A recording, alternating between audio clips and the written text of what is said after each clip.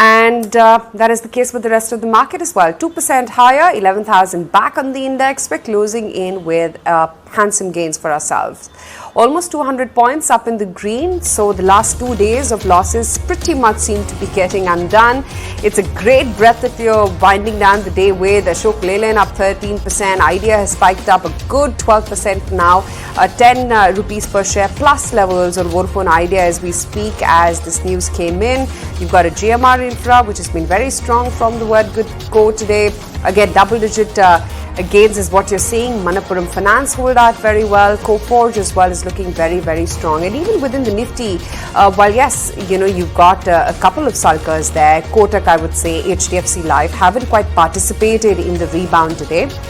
But Bajaj Finance, HCL Technologies, Bharti, L&T, IndusInd Bank, and Eicher Motors, SBI, Bajaj Finance, there's lots which managed to actually hold out. And yes, technology came back with a vengeance. TCS, Infosys, all of them held out very well. It's important to note that we're also the region outperformers today, because if you look at the European screen, by the way, they've started off with cuts. And I say cuts, not just, minute dips, because it's a good over 1% fall for the DAX right now.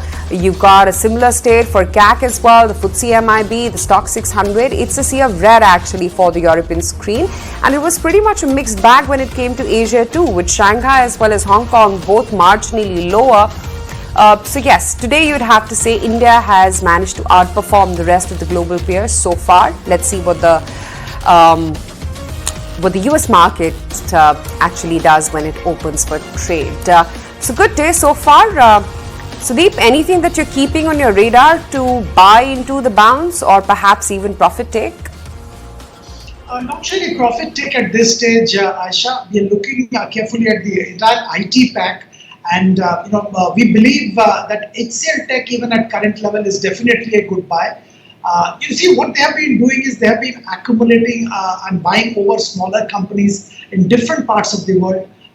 Earlier this week they bought over a small company in Australia. Now that brings in about 100 million plus turnover, but it's not for that turnover or the profitability of about around 9-10% of that company. But the fact is that gives them an entry into the Australian and New Zealand market, and that's very important. That's a large market.